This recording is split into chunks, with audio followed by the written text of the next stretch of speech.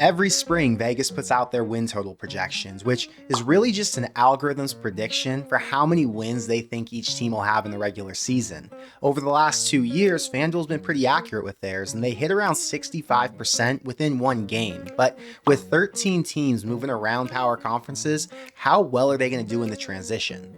The numbers are out now, but we still don't know who wins the QB battle at Michigan. We don't know how much more efficient Penn State's offense will be under their new OC. There's zero evidence that Lincoln Riley can field a Big Ten caliber defense, and who knows if Nebraska finally found a QB. But none of that matters because it's only June. So today, I'll give you my thoughts on Fanduel's win totals for every Big Ten team, and we'll talk about why those numbers are too high, too low, or just right.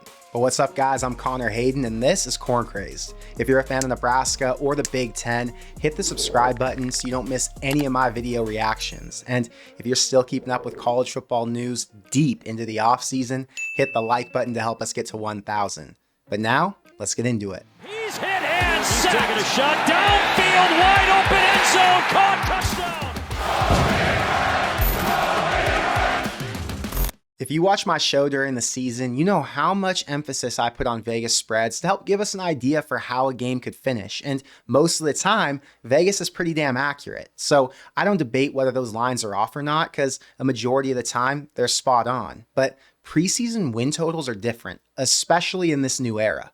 Look at Michigan State in 2021. Nobody, and I mean nobody, had any idea that Mel Tucker would lead that team to an 11-win year with a preseason win total at 4.5. Just last year, Northwestern and Rutgers were expected to go under 3.5, but they both exceeded that to play and to win bowl games over Utah and Miami. Now, what about this year? The Big Ten's got two teams who just played for a national title just 5 months ago. Oregon and USC come in featuring some of the best coaching minds in the sport.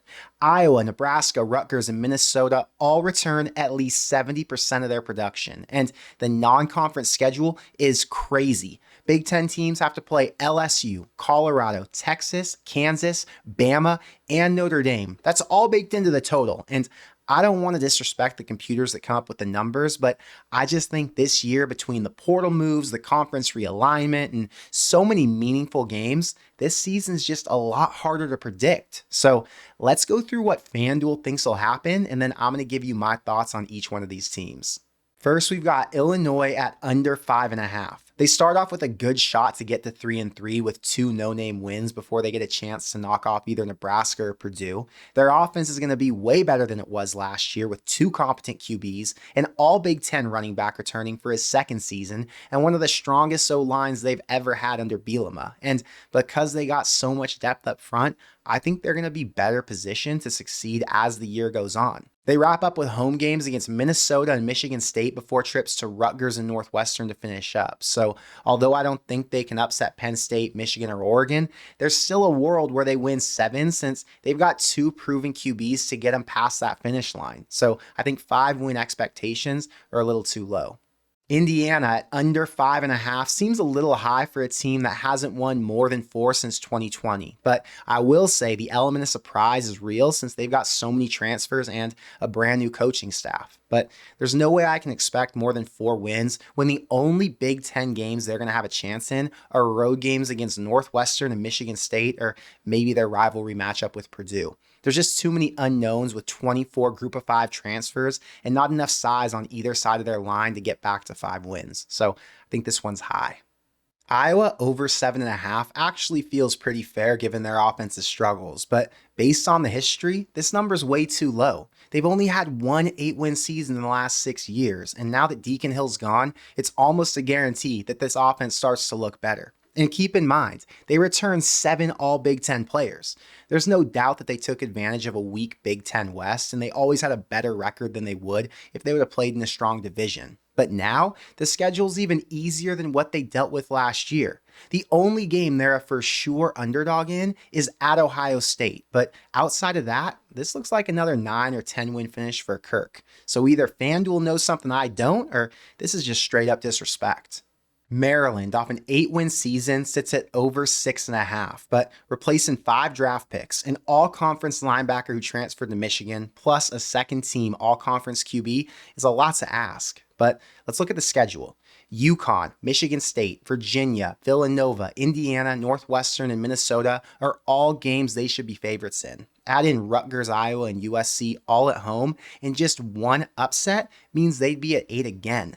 I don't know how much of a drop-off there will be in the passing game, and the defense has some obvious question marks, but there's a lot of talent at the skill positions, and Mike Locksley's teams have gotten better every single year. So I think 6.5 is too low for a Maryland team who's proven they're not a doormat anymore. Michigan's one of the most debated teams in the entire country because even though they're coming off a national championship and have a top 3 defense returning, playing Texas, USC, Oregon, and Ohio State makes this schedule a nightmare compared to what it was last season. Fanduel's expecting 9 wins, which means they probably beat SC or Texas at home, but they would lose to Oregon and Ohio State. And honestly, that's respectable. 9 wins in a season where you play 3 of the top 4 picks to win the national championship means you're still a very good football team, even though you lost 13 guys to the NFL. So with an unknown QB situation, 3 new starters on the O-line, and having to replace 2 NFL receivers, I think this line's spot on.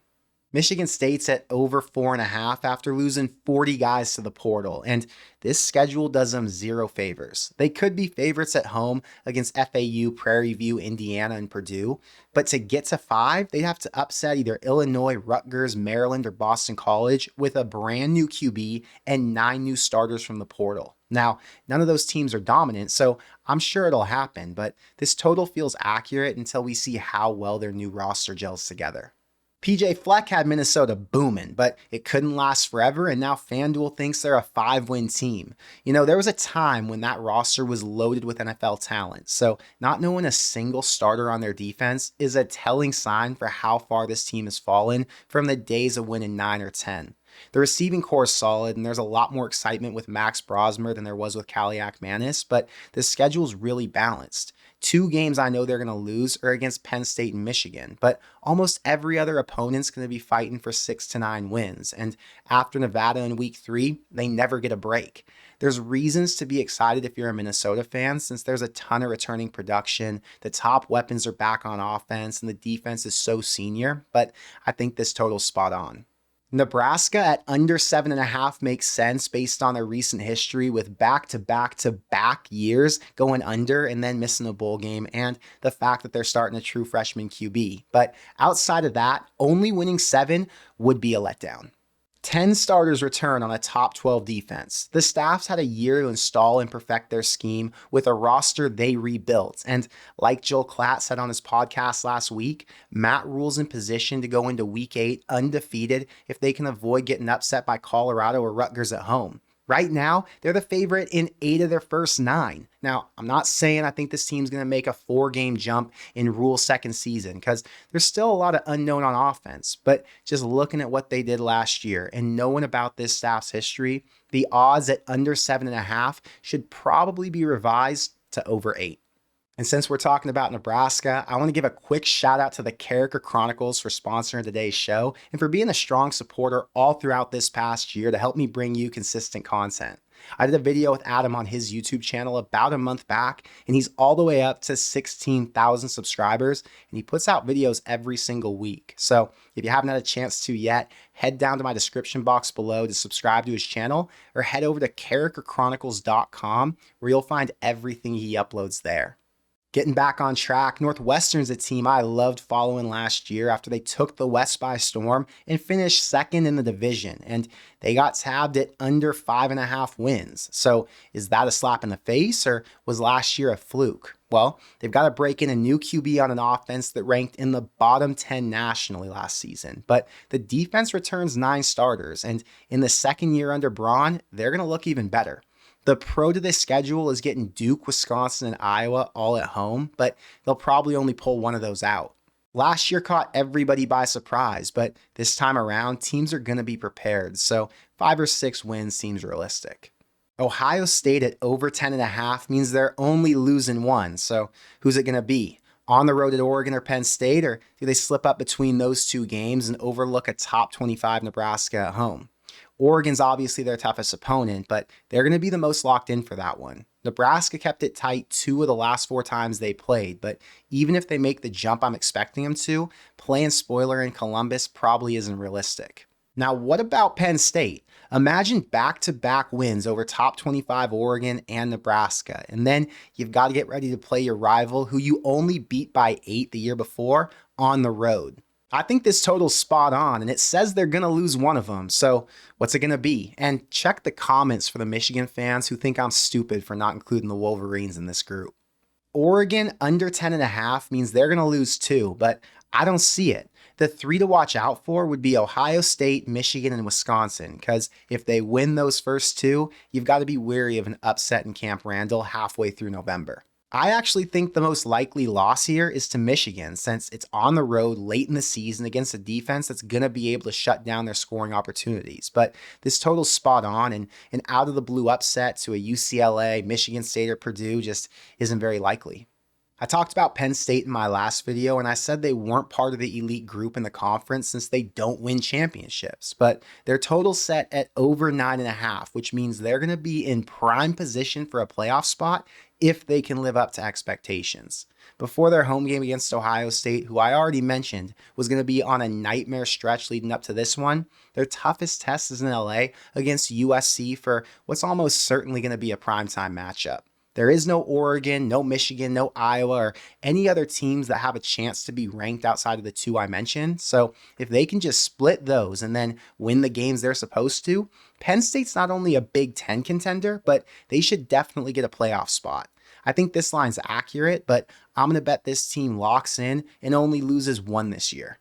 For a team going into year 2 with their new staff and returning their quarterback and running back, I'd expect a higher total than 4.5. But my God, this schedule is brutal. After Indiana State, they've got to play Notre Dame, at Oregon State for a night game, then 3 straight against former West opponents who all got stronger since the last time they saw them. To get to 5, they're going to have to win at least 1, if not both of the last 2 against Michigan State and Indiana. And now that their top pass rusher is gone and Ryan Walters is limited with only 5 returning starters on defense, I just don't see things going better than Fanduel predicts. So I'll say 4 wins is dead accurate. I talk about how excited I am to go and make content for the entire Big Ten. And then once I get into a video and knock out my editing process, I realize there are so many teams that I actually forgot one. And the problem isn't that I forgot one. The problem is that I forgot the most important team on the list.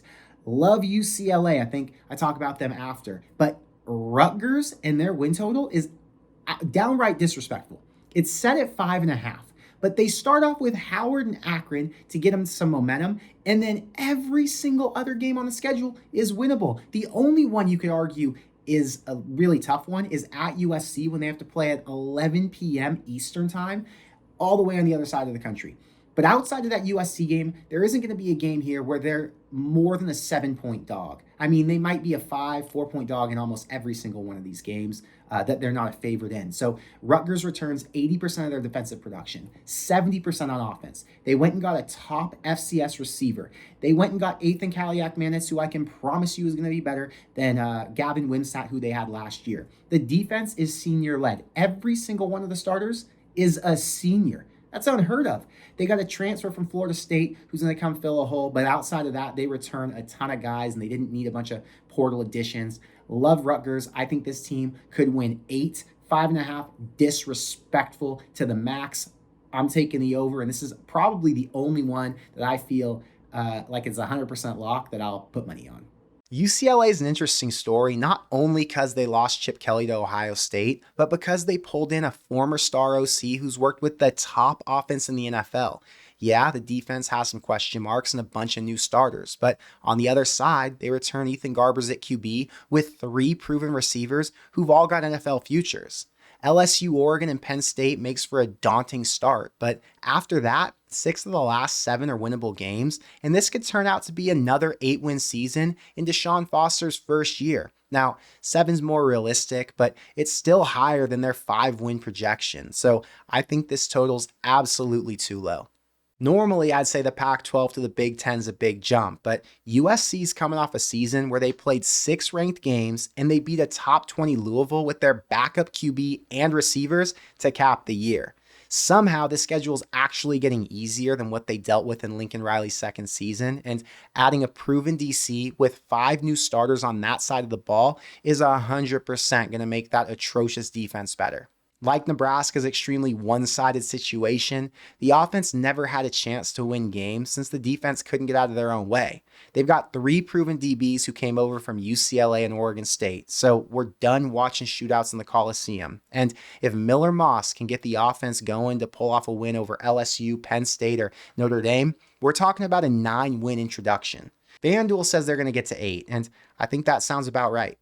I'm not going to lie to you here. I have no idea what to expect from Washington. This roster is flooded with transfers, and the idea that they're just going to reload after playing for a national championship isn't realistic. The scheme's different, the 2 deep's different, and outside of the experience at QB, this offense is going to have a totally new identity. Fanduel says 7 wins, but they've got to play at Rutgers, Michigan, at Iowa, at Penn State, and at Oregon. And to hit 7, that means they would need to win every other game on this schedule. Now, I'm a Washington fan and I'm a Jed Fish believer, but I'm also a realist and I can admit when something's not right. This line's a prime example of one that's too high. How much do you believe in Tyler Van Dyke? Because I'm confident that the defense is going to do their thing, but for Wisconsin to meet the 7-win expectation, they've got to score on Iowa, Nebraska, Rutgers, and Penn State, all of which are expected to be top 10 defenses. Now, if they can, 8 wins is within reach, but if the offense stays stagnant at 22 points a game, they might be fighting for win 5 or 6 on the final day of the season when Minnesota visits Madison. My pre-summer ball instinct says that this is a team fighting for a bowl spot, but maybe we get more clarity heading into the season. So for now, I'm going to say FanDuel's over 6.5 gets an accurate rating. At the end of the day, Vegas keeps hitting at a close to 70% rate, so most of these totals are spot on, but nobody's ever 100%. So it's fun to try and find the flaws or which teams might be getting too much love and others who are getting overlooked. But I want to know what you think, so let me know in the comments below. Which team's total makes the least sense and would be an automatic bet for you? Is Michigan a 10-win team with Texas, USC, Oregon, and Ohio State on the schedule, or is this year going to be a little bit of a step back? And does Matt Rule maintain his average jump from year 1 to year 2 and make it all the way to 10 wins, or are you still buying into the idea that Nebraska's cursed, broken, or stuck as a non-contender? But that's all I've got for today, so until next time, thank you for being here, and I will see you in the next one. Go Big Red.